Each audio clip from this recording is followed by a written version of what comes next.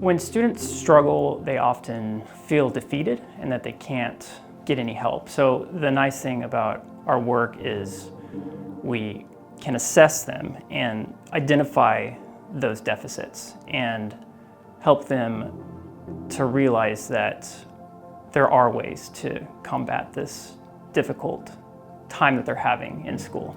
We are certified specialists who perform formal assessments, both cognitive and achievement, to help decide or look into whether or not a student has a learning disability. And without those assessments and those formal assessment pieces, we don't know where their areas of weaknesses might truly be. Sometimes we might think that a student is low in like reading or something like that, right? And oh, this kid is so low and we need help with reading. And then we'll do these formal assessments and we'll see, hey, you know what? This is bleeding over into their math skills. This is bleeding over into their math problem solving skills, or any other area of need. And so if we didn't exist, we would miss a lot. I used to teach math and I would see the difficulty that my students would have with math every single day. And I had problems understanding how I could help. And I saw this profession, being a diagnostician, where it could actually get to another level of where these difficulties are coming from. So when we do the cognitive testing, we can see, oh, this student's having problems with processing speed. This student's having problems with their working memory. And we can offer them suggestions on how to help these things to bring them up to speed in their class. So I've kind of gone from the global view of struggles in a classroom to this more specific view, and it's been a nice transition. I'm still in the educational realm, but to be able to find the specific problems that these students are having and then helping them with that has been very rewarding. Part of my job is actually to collaborate with teachers and stakeholders of the student. I work with them to kind of navigate the finer details of special education. I help collaborate with them to meet their needs in the classroom and the parents' needs and the administration needs. And so just now I was working with a teacher. We have some money left over in the budget for special education.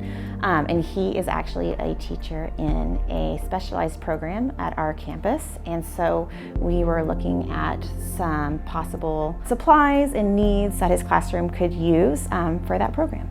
Another thing I like about being in this position is we talk to the classroom teacher, we talk to the campus administrator, we talk to the counselor, we talk to the LSSP, the DIAC. So as a team, we come up with this effort to get behind the student and come up with suggestions on how to help our struggling students. And also, of course, the biggest part of the team is a parent, and they can help give us the background on what's going on. And within these meetings and all of these people coming to the table, we can really develop good plans to help these students through their classes and struggles academically.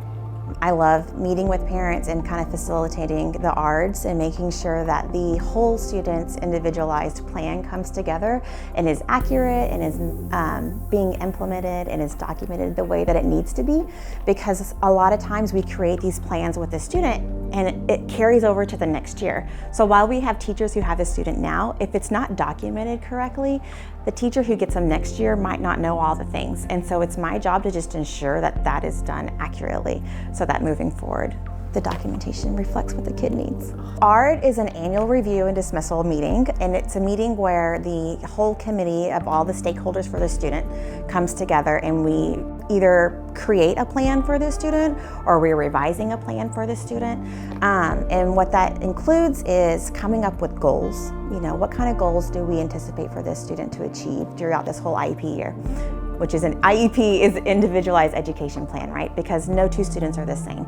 And so when we create this plan, we're really honing in on that specific child's needs. And so it looks different for every kid.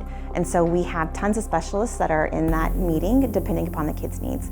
And so our district, here at Lake Travis, we have an LSSP, which is a licensed school specialist in psychology, educational diagnostician. We have physical therapist, occupational therapist, administration, special education teachers, general education teachers. There's so many specialists, that sometimes come to ARDs and sometimes don't. It just depends on the kid's needs. Special education has changed so much from when my family members were going through to now, and I think there's still some misconceptions out there about what this looks like, and just being able to have those conversations with parents and students and teachers and just show them that ultimately we're here for the kid, we're here to help, we're here to make sure that they're successful at school is very motivating for me.